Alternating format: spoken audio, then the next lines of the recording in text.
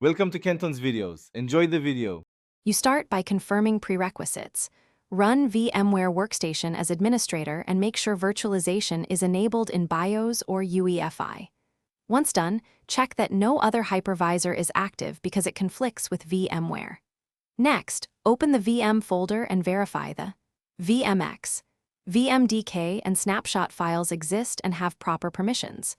If permissions look wrong, adjust them now. This ensures the launcher can access the VM configuration and disks before we move into service and network checks.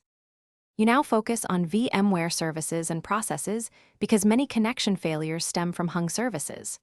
Restart VMware Authorization Service and the Host Management Service on Windows Use Services, MSC on Linux Use System Tool.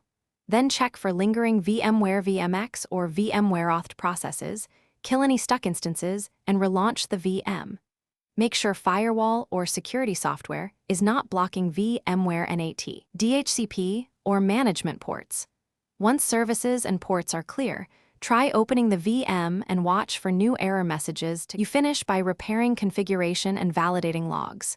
If the VMX is corrupt, rebuild it or use a small template. VMX pointing to the existing VMDK disk and boot that often restores connectivity. Then open VMware. Log in the VM directory and search timestamps for errors to target fixes. Finally, back up the VM files before making changes so you can revert if things still fail. One tip: temporarily move the VM to another host or data store to determine whether the issue is host-specific or Thanks for watching. Consider subscribing if we helped you.